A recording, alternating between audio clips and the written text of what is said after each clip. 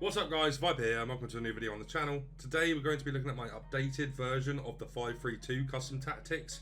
One of my favourite formations in the game at the moment. It's very slow, it's very defensive, quite heavy on the counter attacks or slow build up, whatever you prefer to do really. Obviously it kind of performs like a 4-2-3-1 in attack, and that's the way I like to play it somewhat. But as we get into the tactics, we've got balanced and balanced on the offensive and defensive. We've got pretty high depth for this one. The reason for that is just because if you are going to get hit with through balls, you just will anyway. So I don't really see the point in having the depth on like 3 or 4. Obviously, you're going to get more AI blocks the lower you go, because your team is going to sit in more. And AI blocks are really good, but I'd rather be aggressive than defensive, if that makes sense. In terms of the width of the defensive, it doesn't really matter. Probably have this on balance, you know, anywhere from 4 to 6 really. Completely up to you on this one. You just don't want to have it too high, because then you're gonna become too wide or too narrow to where if you're gonna get hit in the middle or you're gonna get hit down wide, and you just don't want that to happen. So anywhere in the middle is good. We have ours on 4. In terms of the attacking side of things, we have the width on 7. The reason for this is because the wing backs are really important in this formation. I'll show you a bit more in depth in a moment why that is. But yeah, the fullbacks or the wing backs are really important to the team. So that's why the width is on 7 there. In terms of players in the box, don't have this too high because you're just going to get hit on the break even more. I used to have this really high at the start of the game. When the game started to, you know, the meta started to get formed, you know, a month or 2 months into the game, I started tuning this down just a little bit every other week. I'm quite happy with 4, to be honest. You know, it is kind of hard to attack when you've got low players in the box, but the way you have to play the game is quite slow and methodical, and pass, wait for the perfect opportunity really. But this formation is more about the defensive solidity you get with it. But yeah, that's why we have the players on the box low. Corners and free kicks, I always recommend you have this on 2 or lower, just because you don't want to get hit on the counter on corners, and that happens too much to people that aren't very experienced in the game. So make sure you have this on 2 or lower. In terms of the instructions, we'll go striker to centre backs. We've got stay central and get that should be on stay central as well. Stay central on both of these. That's literally just because, you know, your wing backs are providing all the width in this team, so we want them to stay in the middle. In terms of getting behind, just for the through balls really from the centre mids. The centre mids are the main part of the team really, apart from the wing backs, and it's very through ball central if you're trying to play counter attacking in this formation. So just make sure you do have these tactics on, or instructions on, sorry. If you don't like to getting behind one, just keep it on mixed and just keep them on stay central, okay? But I like having getting behind on them. In terms of the central midfielders, this is stolen from Dull and Mike, so shout out to Dull and Mike. I'll put this link in the description if you want to go see his tactics. So we have get forward on the middle centre mid. So essentially, if you work this out right, Bruno's pushing up. He's kind of playing a cam sort of role, right? When you're attacking, you're building up the play. So it kind of works as like a 4-1-2-1-2 almost. So yeah, Bruno like pushes up into cam quite a lot, and then the 2 wide centre mids are your defensive ones. So you want them on both stay back. Obviously, Bruno's on get forward, and everybody's on cover centre.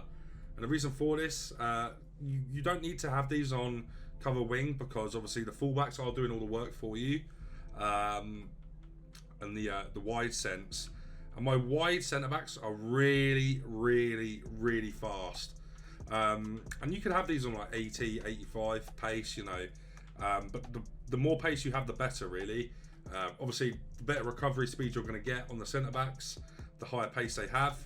And then just put whoever the slowest centre back is, make sure you put him as the middle centre back. In this formation, we've got Desai right now. And yeah, he works really well there. But the 2 other players are fullbacks as well, and that's the way this game has turned to fullbacks all over the pitch now. Really, it's kind of crazy. But yeah, just make sure you have a lot of pace here, and their recovery speed is very important to the team.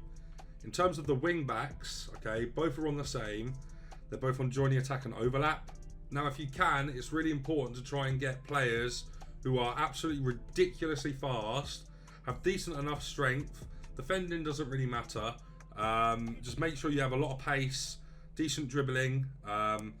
If you can use 4-star skills at wingback, then I would suggest you do that as well.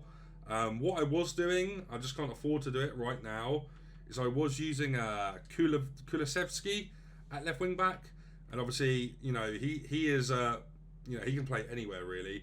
That kind of strength is really good. That dribbling is impeccable, and that passing and that finishing just makes him like an absolute joy to use at left wing back. So if you can get him into your team at left wing back, I'd really recommend it. And I will be getting him back in eventually and dropping Teo into centre back for Desai eventually. But yeah, guys, that's about it really for the instructions and tactics.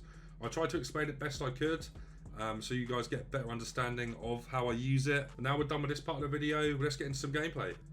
Right, guys, into the game we go. He's got a sick team. He's got that Bergwijn, who's actually very, very, very good. So let's get into the game.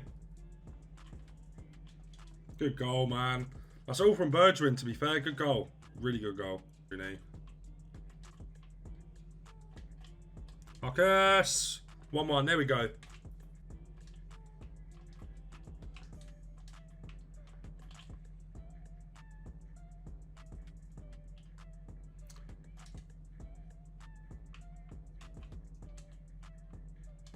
That's got to be a goal. Thank you. Bloody hell. We deserved that. Absolutely dominated the game since we got the equaliser. So, yeah, 2-1 at half-time, really, lads. So, yeah, see what the stats look like. I feel like I've absolutely controlled the game, so I'm very interested to see what the stats actually say. I have controlled it, but that's the thing with the 5-back, right? You're very solid defensively, but you don't get too many opportunities to attack. So you have to build up really slowly, and that's what we're doing. Well then, James, this is a goal, surely. What a pass as well. There we go, boys. Wow. That came out of nothing, really. Just Reece James pushed up the pitch a little bit. And that's the license that you do get as well with a 5-back. You can be really aggressive with your centre-backs, which makes it really good as well. So, 3-1.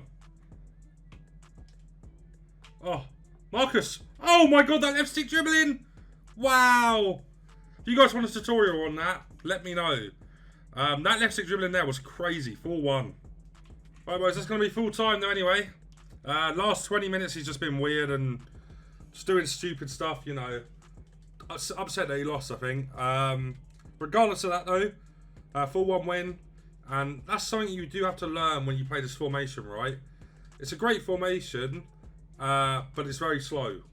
So you do have to learn to build up a bit slower. Options aren't, you know, they're not always there for you. So just take your time, and I'm sure you will learn it, and you'll love the formation, all right? But that's going to be it from me, guys. If you did enjoy, make sure you leave a like. And if you're not subscribed, I'd really appreciate it if you could. But until the next one, peace.